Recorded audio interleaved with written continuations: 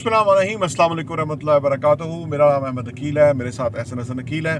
आज हमारा मौजू जो गुफ्तगू का है वो ये है कि इन्वेस्टमेंट हम कैसे करें। आखिर में हम बात करेंगे कि रियल इस्टेट में इन्वेस्टमेंट कैसे करें। पहले हम बात करेंगे वक्त की इन्वेस्टमेंट कैसे करें। फिर हम बात करेंगे एनर्जी रिसोर्सेज, यानी इन तमाम चीज़ों की जो इन्वेस्टमेंट है, क्योंकि इन्वेस्टमेंट का ना एक माइंड सेट होता है। ज़िंदगी में रिलेशनशिप के ऊपर इन्वेस्ट करना होता है, आपको अपनी सलाहियतों पे इन्वेस्ट करना होता है, अपने जो आपके पास जो कुछ भी है, ठीक है ना, वो इन्वेस्ट ही है। पैसा भी इन्वेस्ट ही करना होता है, जो हम आखिर में गुफ्तगू करेंगे।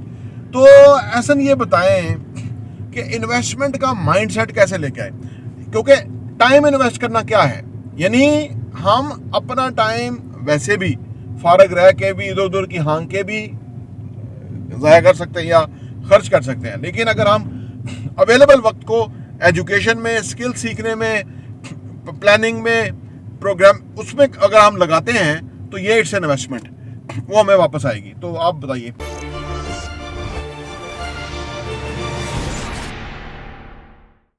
देखिए, इन्वेस्टमेंट का अगर हम देखें तो इन्वेस्टमेंट एक ऐसी चीज़ है जिसके अंदर हमने पहले ये डिसाइड करना होता है कि हमें आउटकम क्या चाहिए।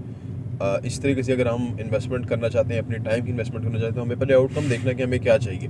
हमें अगर ये चाहिए कि हम थोड़ा एक बेहतर पर्सन बन सकें या फिर हमारे पास बेहतर स्किल्स आ सकें, तो फिर वो हम ये है कि हम अपना टाइम जो है उसको इन्वेस्ट कर सकते हैं स्किल हासिल करने के लिए।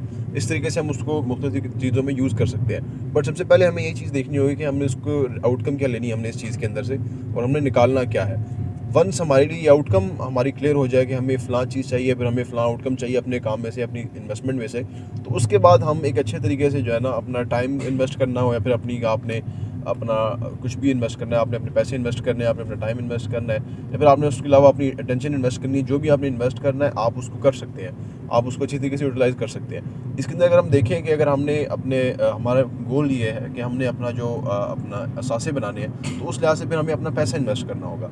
उसके अंदर देखिए, अगर हमने अपने असासे बनाने हैं, हमने अपना पैसा इन्वेस्ट करना है, तो उसमें मैंने मोस्टली देखा कि कुछ लोग एक चीज़ ये मिस कर जाते हैं कि वो कहते हैं कि यार हमारा जितना निज़ाम है, जितनी हमारी इनकम है, वही हमने इन्वेस्ट करके ना, तो उसमें से हमने कोई ना कोई असासा बना लेना, हमने कोई ना कोई प्रॉपर्टी खरीद लेनी है। हालांकि प्रॉब्लम ये है कि अगर आप अपनी इन्वेस्टमेंट करना चाहते हैं रियल एस्टेट में, तो उसके लिए आपको एक चीज़ पहले ही मेन समझ लेनी चाहिए, और ये चीज़ आपको एक्सेप्ट कर लेनी चाहिए कि आपको इनकम अपनी बढ़ानी होगी। इनकम बढ़ाए बगैर आपका गुजारा नहीं हो पाएगा। आपकी जो असासे हैं वो अच्छी क्वालिटी का कोई बड़ा असासा आपका नहीं बन पाएगा। तो आपको अपनी इनकम बढ़ानी है, और आपको अपनी जो इनकम बढ़ाने के बाद आपने अपनी जो इनकम आपको आएगी आपने उसको इन्वेस्ट करना है। अब इन्वेस्टमेंट के अंदर जब हम मोस्टली अपने अपने क्लाइंट्स होते हैं उनके साथ हम डिस्कस करते हैं, तो वो अपना हमें बताते हैं कि मेरी आउटकम मुझे क्या चाहिए। मुझे मतलब कुछ होते हैं जिनको अपना रेंटल इनकम चाहिए, कुछ होते हैं कि जिनको थोड़ा सा अपने लिए 2 साल बाद, 4 साल बाद, 5 साल बाद कोई अच्छा प्रॉफिट चाहिए। कुछ होते हैं जिन्होंने अभी इन्वेस्टमेंट करनी है, 2 साल बाद उन्हें अपना घर बना लेना है। कुछ होते हैं जिन्होंने कहा कि मैंने इन्वेस्टमेंट करनी है 10 साल बाद, 20 साल बाद, जो मेरी फैमिली है उनके काम आ जाएगी ये चीज़। तो इस तरह से मुख्तलिफ आउटकम्स हैं जो कि हम अचीव कर सकते हैं इन्वेस्टमेंट करने के बाद। फर्स्टली हमें ये डिसाइड करना है कि हमें आउटकम क्या चाहिए। सेकेंडली हमने अपनी जो इनकम है उसको इंक्रीज़ करते रहना है, साथ साथ उधर के हम अपनी इन्वेस्टमेंट्स जो उनको इंक्रीज़ कर सकें, उनको मल्टीपल कर सकें। एंड उसके बाद ये है कि हमने इन्वेस्टमेंट करने के बाद थोड़ा सा एक अच्छे तरीके से हमने डिसीजन मेकिंग करनी होती है, सो दैट कि हम अगर हमारे पास कोई ऑफ़र आती है उसको हम अच्छी तरीके से इवेल्युएट कर सकें। तो इस तरीके से ये 2-3 चीज़ें हैं, अगर इस तरह से हम अपनी इन्वेस्टमेंट को लेकर चलेंगे तो हमारे लिए बड़ी फ़ायदेमंद साबित हो सकती है। अच्छा, इन्वेस्टमेंट में ना जो आमतौर पे जो चैलेंज है ना वो ये है कि अगर आपने इन्वेस्ट करना है अपने रिसोर्सेज को, पैसे को, तो आपने जो अपने अखराजात हैं उसको ट्रैक करके उसको कंट्रोल करना होता है, ठीक है ना। जैसे आपने कहा कि भी आमदनी बढ़ानी होती है तो फिर इन्वेस्टमेंट। ज़्यादातर लोग इस गलतफहमी में मुब्तला हो जाते हैं कि जो उनका लाइफस्टाइल है, जो अखराजात हैं, जो है वो तो है ही है, उसको वो कंट्रोल नहीं कर सकते, उसको वो चेक नहीं कर सकते, उसको नोट डाउन नहीं कर सकते, उसको नज़रों के सामने नहीं रख सकते, वो नहीं पता लगता, और वो तो जायज़ ही करते हैं। अब उसके ऊपर कोई आमदनी नहीं है कि जो इन्वेस्ट करें, ये बड़ा ट्रैप है। ये कई लोगों की उम्रें गुजर जाती हैं और उसके बाद उनके पास कुछ भी नहीं होता, इसी वजह से कि उन्होंने अपने आप को ऑर्गेनाइज नहीं किया होता, ठीक है ना। तो यानी अगर आपका ज़िंदगी में मकसद है कि डेवलप होने का, अपग्रेड होने का, यानी फाइनेंशियली रिच होने का, तो फिर आपको इन्वेस्टमेंट करना होगा और अपने अखराजात को ट्रैक करना होगा। और आमदनी और अखराजात के अंदर एक गैप क्रिएट करना होगा, सो दैट कि वो आपकी इन्वेस्टमेंट में जाए। और अगर आप ये चाहते हैं कि भाई ये आपकी सोच है कि यार वो तो जब कोई बचेगा या होगा तो सरप्लस अमाउंट ऑफ मनी तो हम इन्वेस्ट करेंगे, इस तरह महीने के 10-10 लाख कमाने वाले लोग भी कहीं नहीं खड़े होते, और जो 1 लाख रुपया कमाता है तो वो इन्वेस्टमेंट करके तो वो अपने पैसे को ग्रो कर लेता है। जो 10 लाख कमाने वाले हैं वो इसी शशोपंज में मुब्तला होते हैं कि भाई हमारे से तो बचता ही नहीं है, ठीक है ना। तो ये बड़ा एक आप समझ लीजिए एक ट्रैप है, क्योंकि after 10 years 15 years they realise कि उनसे बहुत बड़ा ब्लंडर हुआ है कि उन्होंने इस चीज़ को रियलाइज ही नहीं किया। यानी छोटा छोटा पैसा जो था वो 10 सालों के अंदर कितना बड़ा ग्रो कर जाता है। 10 लाख रुपया 10 सालों के अंदर 1 करोड़ रुपए में कन्वर्ट हो जाता है रियल एस्टेट। मेरा अपना पर्सनल एक्सपीरियंस है जो मैं आपको बात कर रहा हूँ।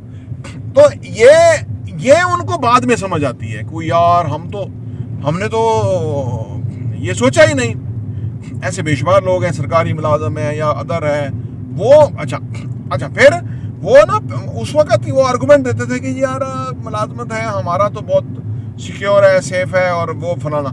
आज वो कहीं भी नहीं खड़े हुए। आज इतनी महंगाई हो गई है कि जो उनको पैसा मिलेगा उनको कोई फायदा नहीं। तो लिहाजा जितनी जल्दी जिंदगी के अंदर आप ये रियलाइज कर लें कि जो आज की तंगी है वो कल की आसूदगी और अबंडेंस होएगी। आज की थोड़ी तंगी को कबूल करें जिंदगी के अंदर, ठीक है ना। और जो गैर जरूरी अखराजात को कंट्रोल करें और अपने सही जगहों पे इन्वेस्टमेंट के पोर्टफोलियो डिज़ाइन करें, डाइवर्सिफाई करें, कोई चीज़ें खरीदना लेना शुरू करें। हम इसलिए अपने चैनल में आपके सामने चीज़ें लेके आते हैं कि भाई छोटी सी 69 लाख की इन्वेस्टमेंट है, वो 1.5 करोड़ की जब हो जाएगी तो जिन्होंने ले ली तो उनकी हो जाएगी। ये वो समझते रहे कि यार पता नहीं होती है कि नहीं होती, पता नहीं हम 69 लाख रुपया 1.25 सालों में दे भी पाएंगे कि नहीं पाएंगे, 24 लाख अभी देना है और बाकी वो उनका कुछ नहीं होगा। वो उनका उस वक्त भी जो है ना वो 10-20 लाख रुपया उनके पास इकट्ठा नहीं होगा। इसलिए अक्लमंद वो होते हैं जिनके पास कोई 20 लाख 24 लाख रुपया होता है ना, उसको सबसे पहले डाउन पेमेंट की सूरत में कन्वर्ट करने के बाद वो फिर अगले जो इंस्टॉलमेंट है जो कि चंद हज़ार की या 1-आध लाख की है उसकी तैयारी शुरू कर देते हैं। दे जंप इनटू एक ऑर्गेनाइज स्केड्यूल कि जिसके अंदर उनकी फाइनेंशियल जो है वो फ्रीडम की तरफ सफ़र शुरू हो जाता है, फाइनेंशियल ग्रोथ हो जाती है। अब तो वो बड़ा स्मार्टली प्ले करते हैं, क्योंकि एनीथिंग जो आपकी इन्वेस्टमेंट में जा रही है ना वो आपकी बहुत बड़ा पैसे के शक्ल में आपको वापस आएगी। ये बात बिल्कुल क्लियरली आपको इसको सोचना चाहिए।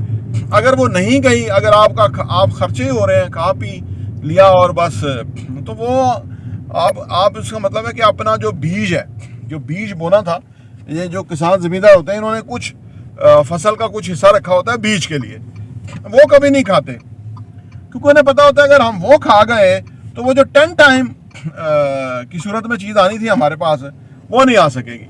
तो वो उस 1 टाइम को एक जो टाइम है उसको इन्वेस्ट करते हैं बीज की शक्ल में, और फिर 9 टाइम जो है वो उसके साथ उनको गेन आता है। उन्हें पता है कि वो जो बाकी प्रोसेस है उन्होंने करना है कि भाई वो उसको पत्थर लाना है ज़मीन को, तो उसके बाद उसके बीज डाल देना है, फिर जो अभी पानी खाद रिक्वायर्ड है, अभी बारिश हो गई है, अल्लाह ने वैसे ही फसलों को बेहतरीन कर दिया है। मेरी वो जो दूध वाले उनसे बात हो रही थी, उन्होंने कहा कि भाई चलो लेट तो हुई लेकिन फिर भी ये काम कर गई है बारिश फसलों के लिए, बेहतरी के लिए।